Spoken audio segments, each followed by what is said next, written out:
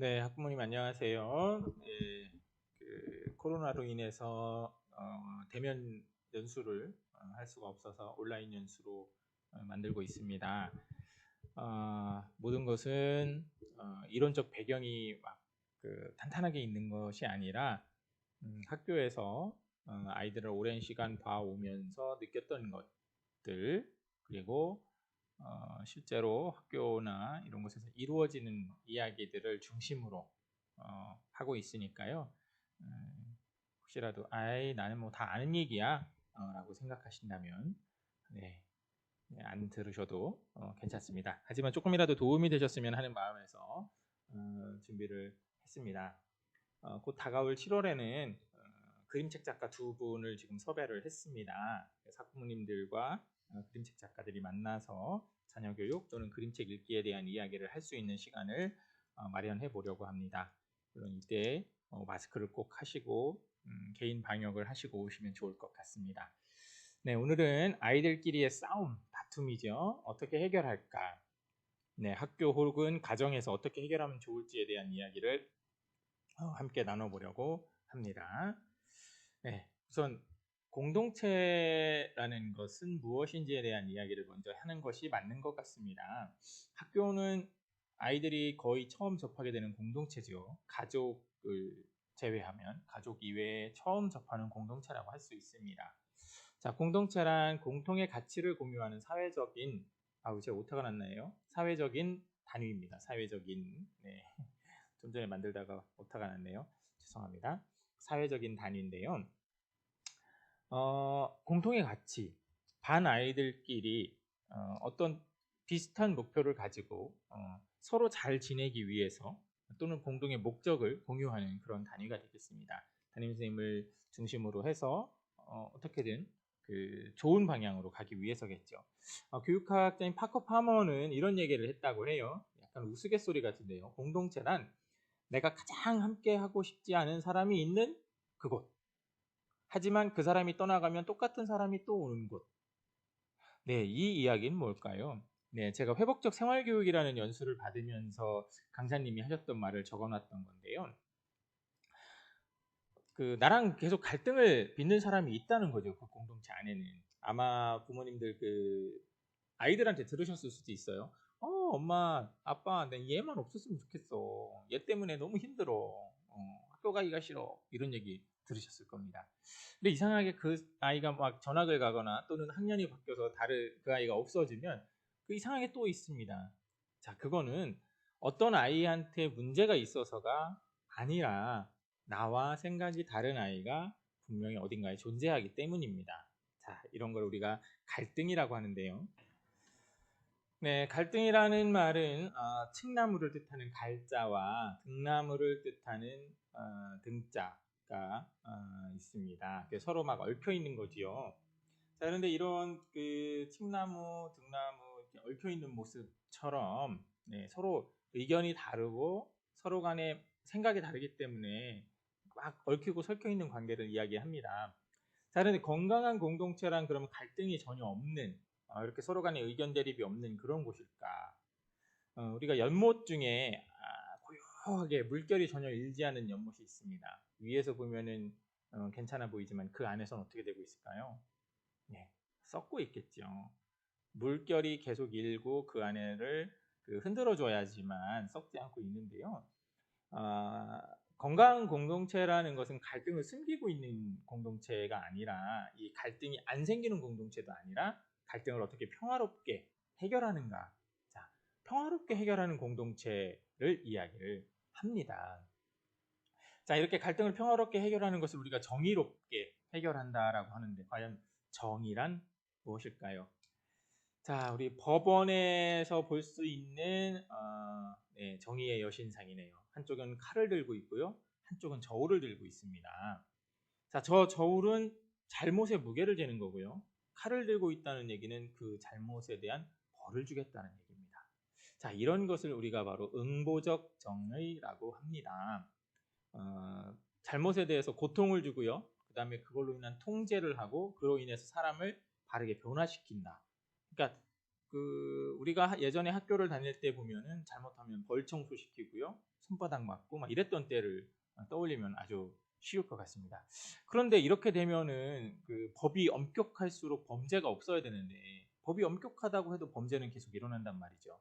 자, 그래서 정의는 이 응보적인 정의보다, 특히 학교나 가정에서는요, 회복적인 정의가 필요하게 됩니다. 서로의 감정을 알아주고 상처받은 감정을 회복시키고, 마지막에는 서로 용서하고 받아들이면서 관계가 회복되는 모습을 가져오면 좋겠다라는 겁니다.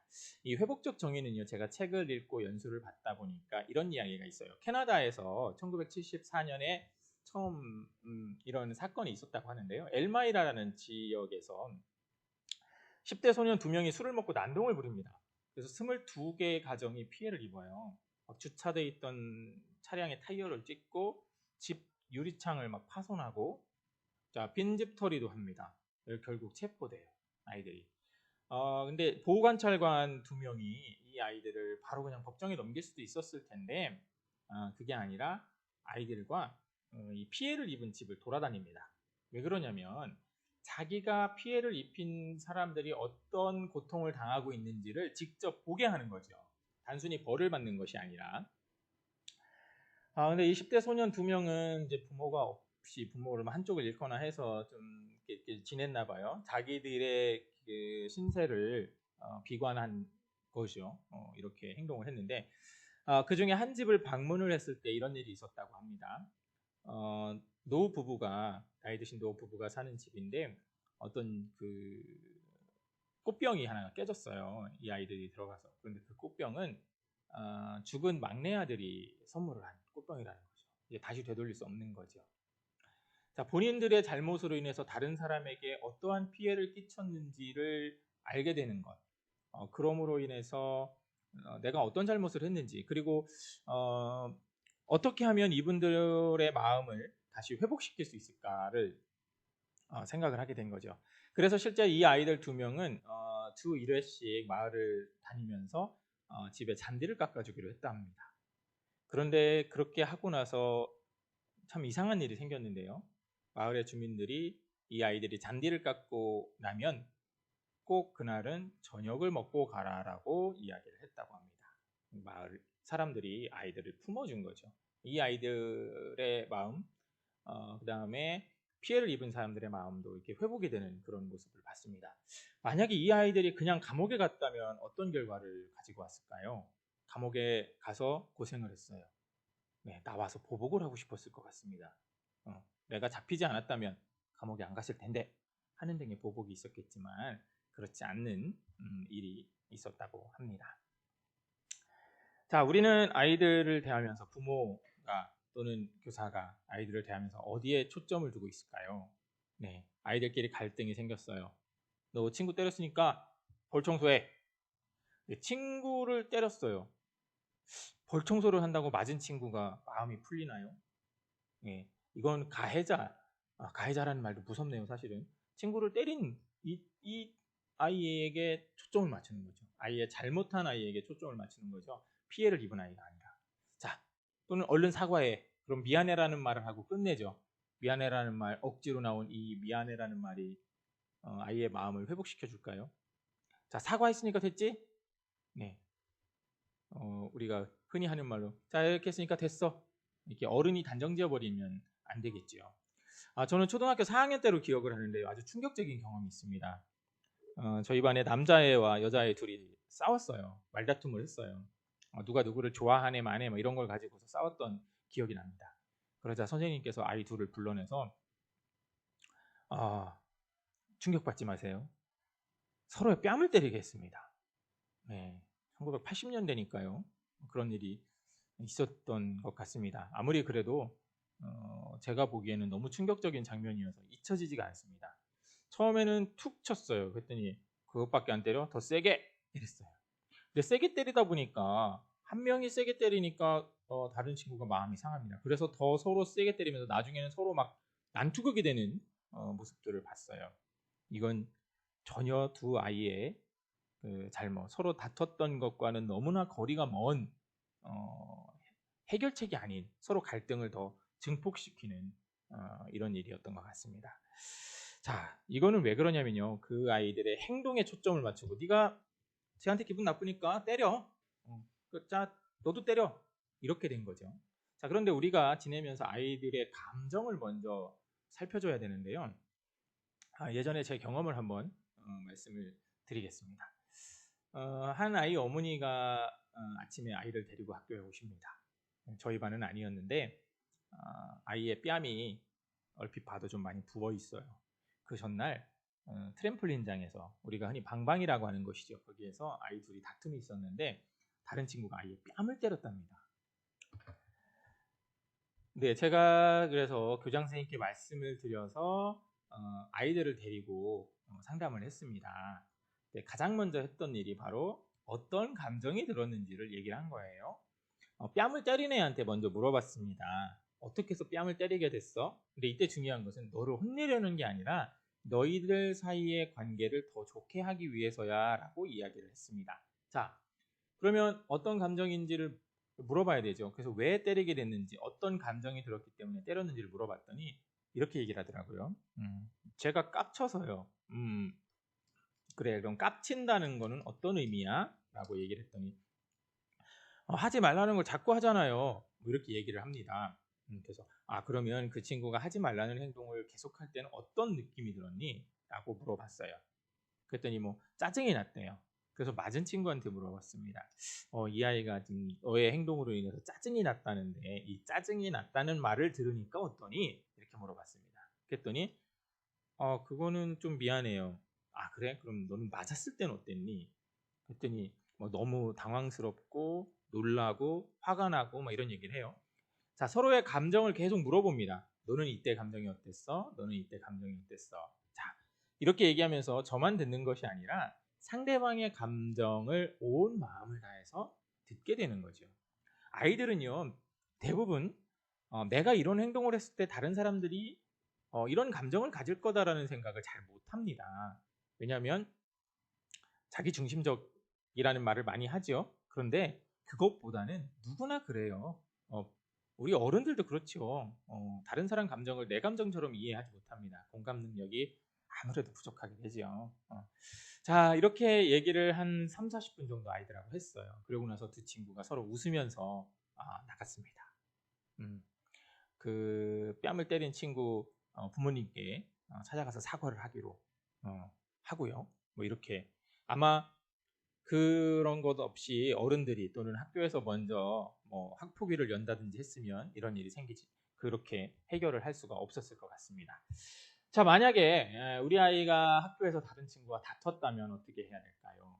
네, 마음의 상처를 알아줘야 됩니다. 친구와 다퉈서 속상했구나. 얼마나 슬펐니? 마음이 아프겠구나. 대신 부모님이 걔는 정말 나쁜 애구나 라고 판단하시면 곤란합니다. 왜냐하면 아이의 감정 또는 아이의 생각을 부모님이 대신 말해주는 거거든요. 가능하면 아이 스스로 해결할 수 있도록 이야기를 해주는 겁니다. 너 정말 마음이 아팠겠는데 그럼 내일 그 친구를 만났을 땐 어떻게 하고 싶어? 뭐 이런 얘기를 자꾸 해주는 것이 도움이 됩니다. 당장 내 아이가 맞고 와서 내 아이가 싸워서 속상한데 그게 말이 됩니까? 네, 물론 그러실 수 있습니다. 하지만 올 한 해만 키울 거 아니고요. 오랜 시간을 본다면 아이가 스스로 해결할 수 있도록 도와주는 것이 내 아이의 문제 해결력, 앞으로 사회성을 키우는 데 많은 도움이 될 거라는 생각이 듭니다. 그리고 의외로 아이들은 회복 탄력성이 좋아요. 싸우고 나서도 조금 이따 같이 놀아요. 근데 뭐 이런 예 있죠. 아이 둘이 싸웠는데 이제 부모님 싸움이 된다든지 뭐 이렇게 해가지고 부모님들끼리 감정이 안 좋고 근데 아이들끼리는 계속 놀아요. 놀고 싶어요.